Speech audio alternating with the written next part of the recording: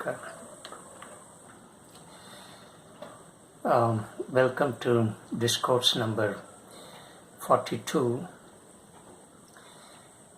Now, in this discourse, the speaker would like to introduce another important term, Svadhyaya. It's one of the 5 cardinal principles laid down in Niyama in Patanjali's Yoga Sutras. What is Svadhyaya? Now, this Sanskrit word is a combination of 2 Sanskrit words, namely Swa and Adhyaya. Swa means self. Adhyaya means study, or self-study, a study of the self.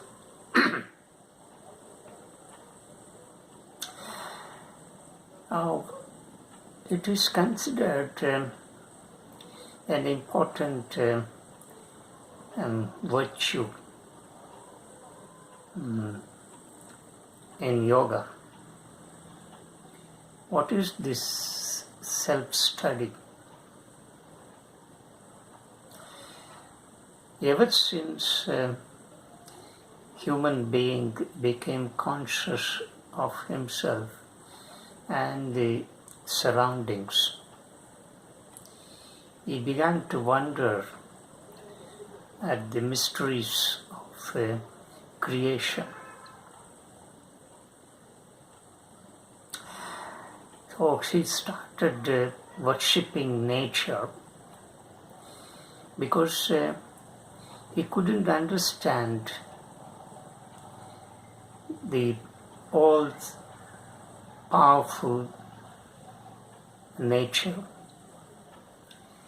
because his intellect was then limited, not in an undeveloped stage, but it was limited. Therefore, he could not but worship nature, all forces in nature. Gradually, as the time went by, this human being became more and more evolved and developed. So the intellect became more and more sharp. So with this intellect that is given to him, he started investigating the nature of the outside forces. Here comes the difference between the West and the East. In the West, this inquiry into the mysteries of creation went outside.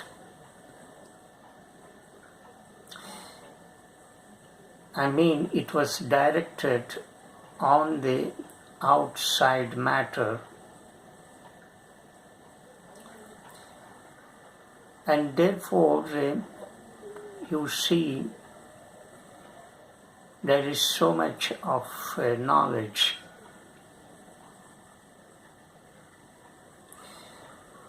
Now, this is not a fault. It cannot be treated as a fault. This can be as well taken one dimension of understanding the powers of nature, the power of creation. So, we should never consider this as a blunder, because man and the environment, man and nature were divided. And man started looking at nature separate from him. So this dichotomy had taken place, hence this kind of investigation had started about the matter outside of this body and mind mechanism.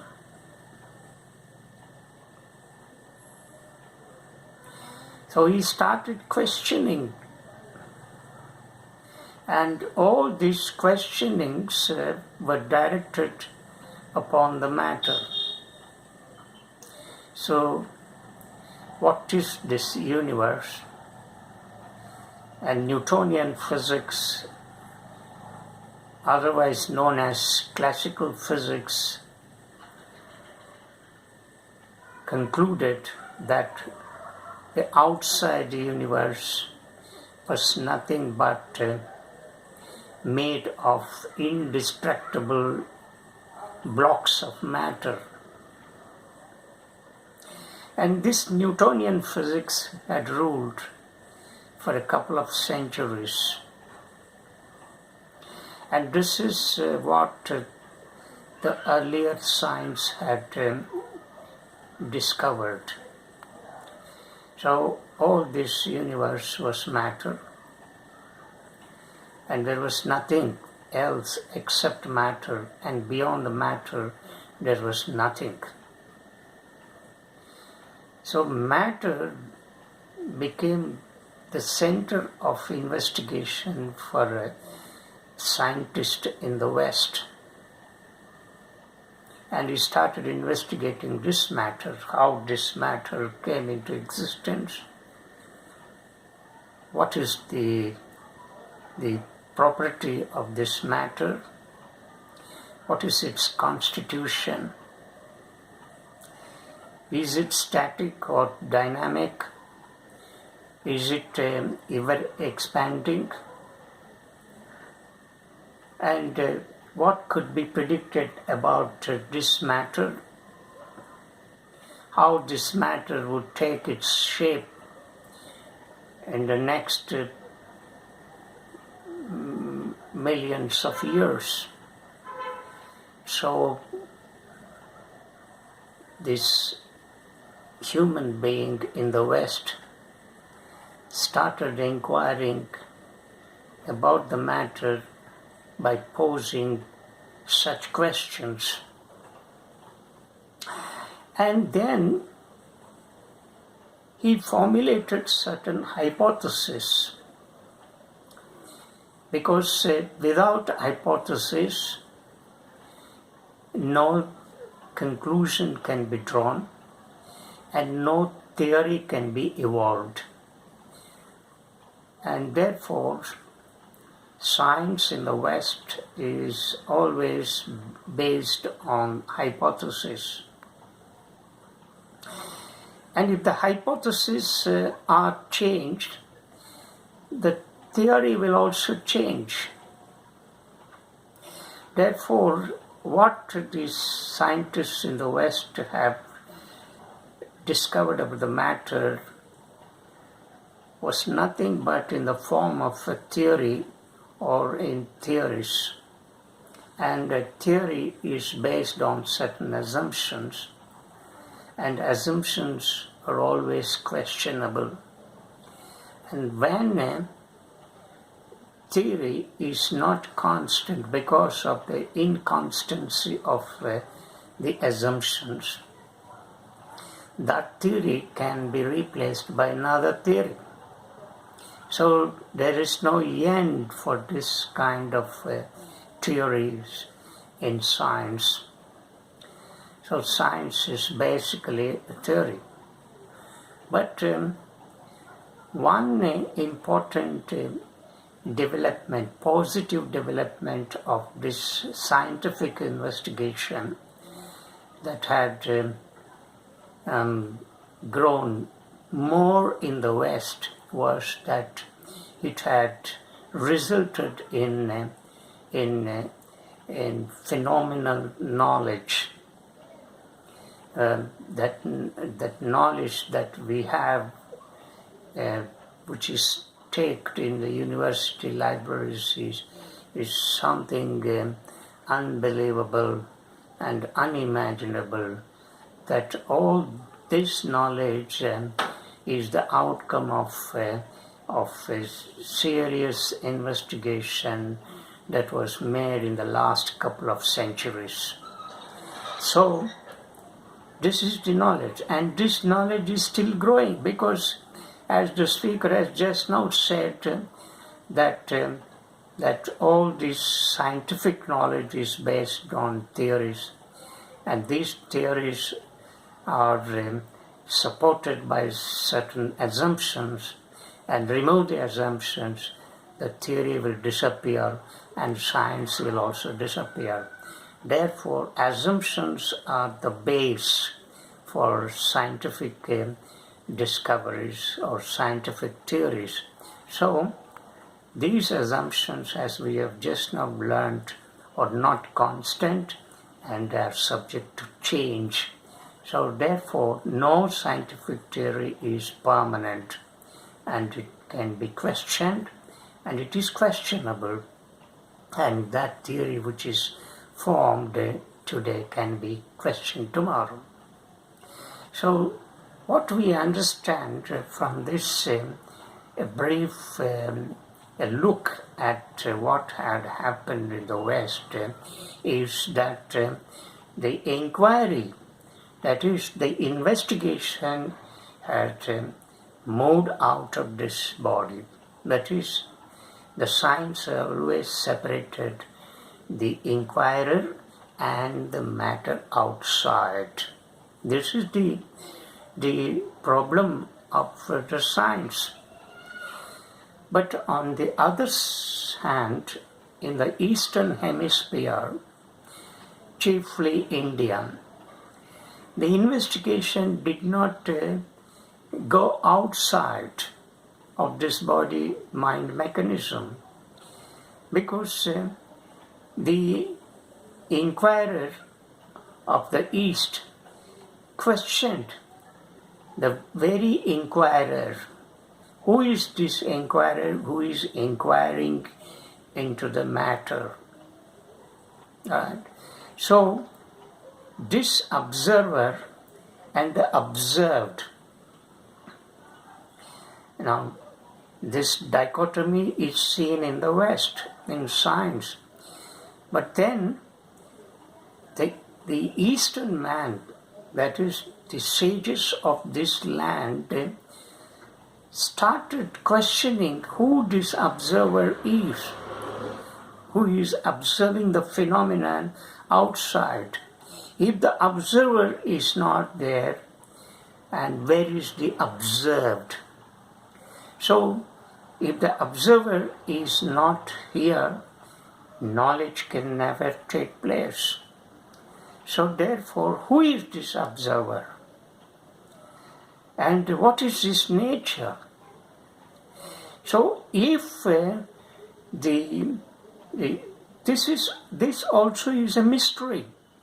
Not only the mystery that is seen outside in the matter, in the universe, in the creation, but this observer himself is a great mystery, is a great puzzle, a great miracle, and very difficult to understand. But then the Eastern man, that is the sage of this land, understood that if the problem of this observer is solved, the problem of the understanding of the universe can be easily tackled. This is what the sages of this land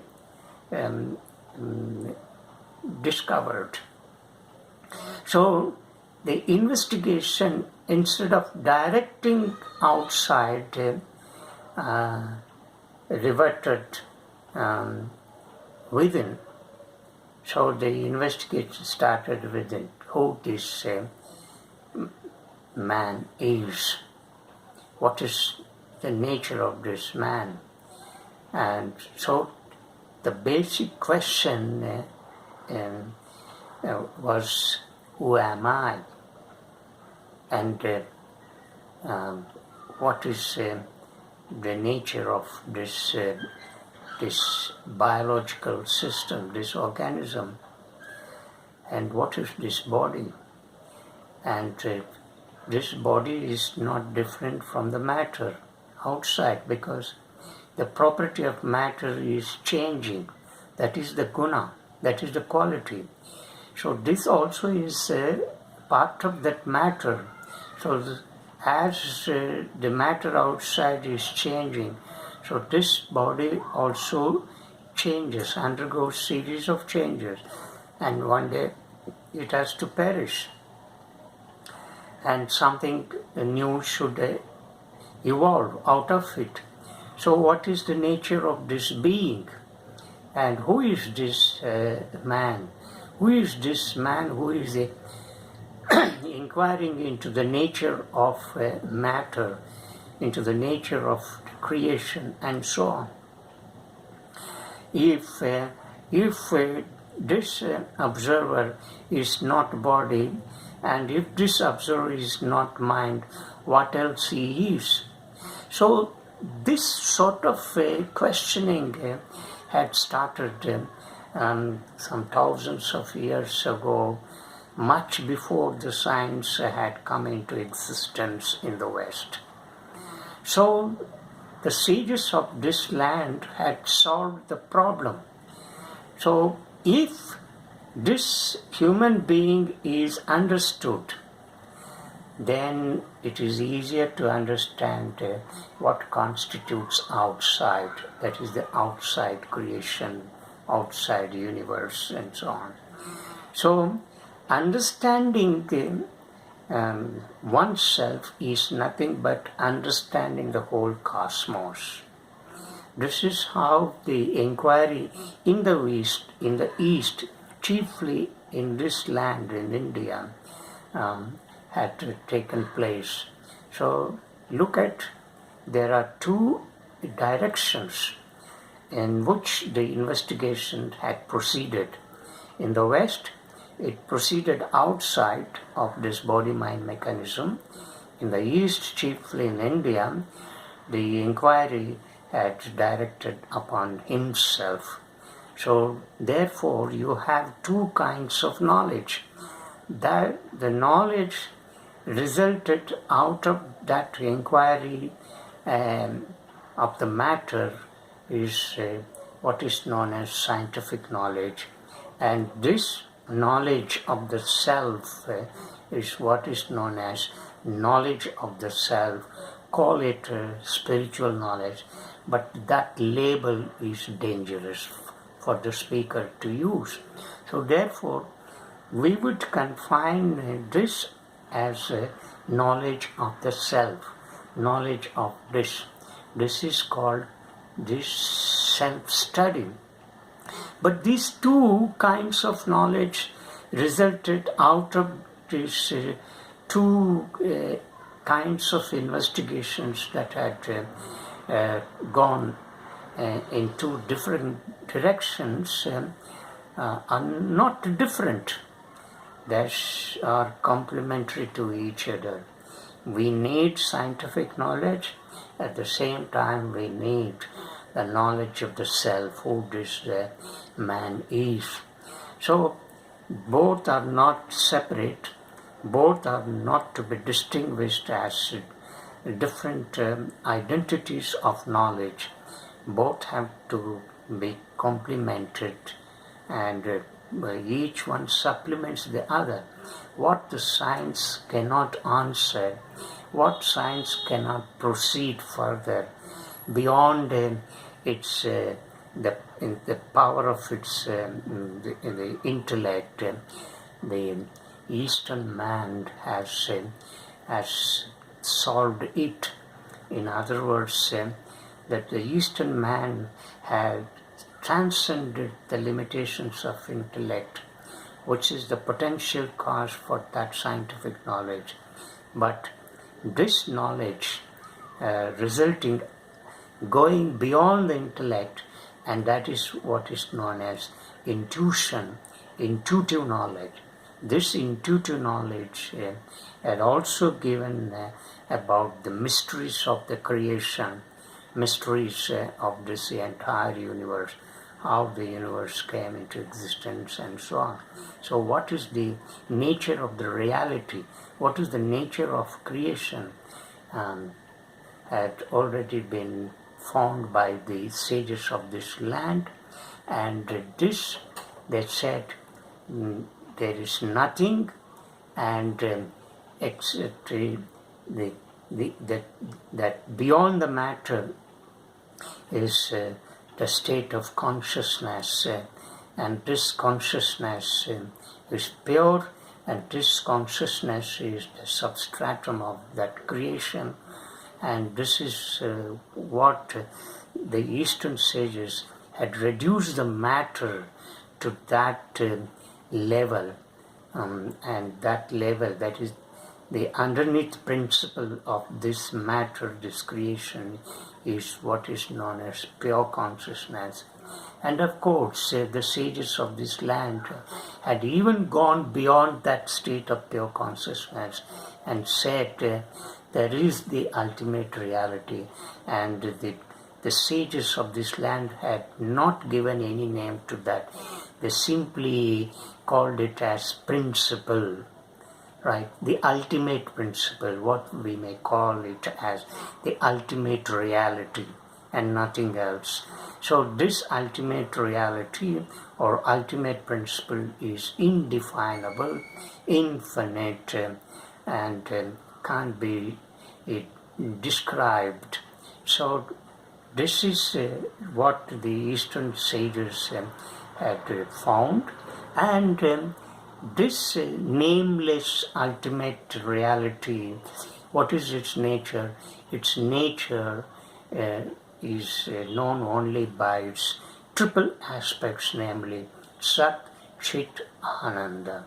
So this ultimate principle can be represented or can be understood by these triple virtues, triple principles, namely Sat, that is the one dimension of this ultimate principle, that is Sat, that is truth, and Chit, that is consciousness, which is pure, that is the second dimension or second aspect of this ultimate principle, and the third dimension is Ananda, that is bliss. So these are the three dimensions of that ultimate principle. That is what the sages arrived at an understanding, that this ultimate principle, which is indescribable, can be well represented by its triple principles, triple aspects or triple guna, and this triple guna is Sat, Chit, Ananda. So the Brahman, that is the ultimate principle, can be described only in this way.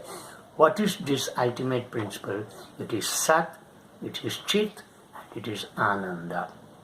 So this is the way the sages had found.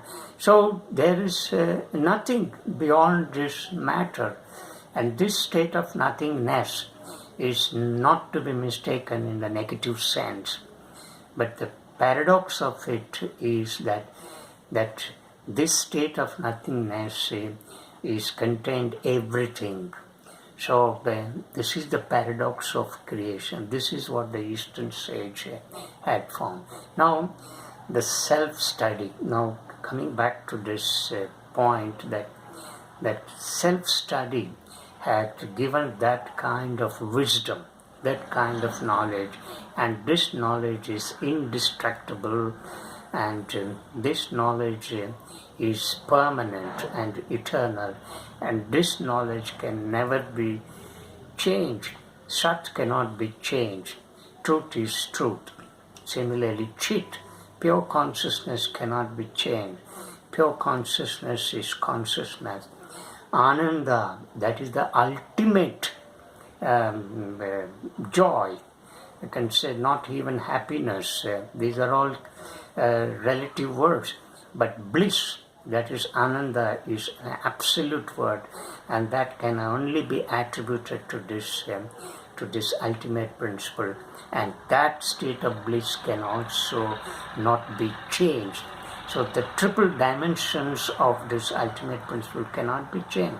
So the knowledge that emanated from the inquiry in this way, that is entering into oneself, is what is known as pure knowledge. And it is pure because it cannot be changed, it is deathless, it is immortal, and it is infinite, and it is eternal. And therefore this eternal pure knowledge is what is known as wisdom. So what the outcome of this inquiry in the East resulted in pure wisdom, and the outcome of investigation in the West resulted in the form of scientific knowledge. So there you have the scientific knowledge, here you have wisdom, but both should never be segregated. They are not two distinct terms.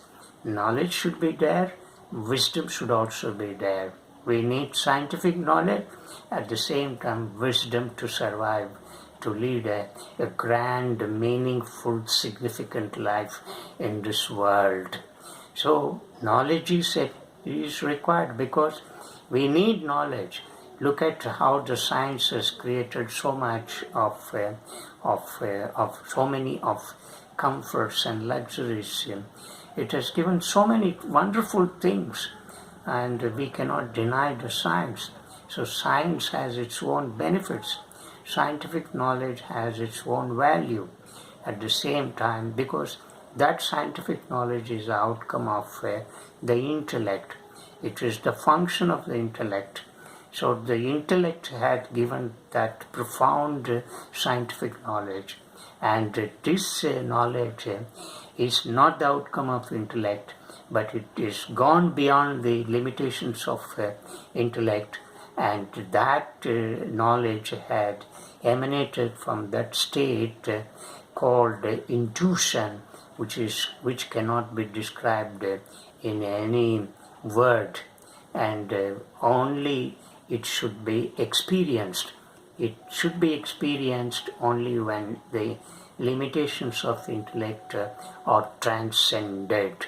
So therefore this is called wisdom.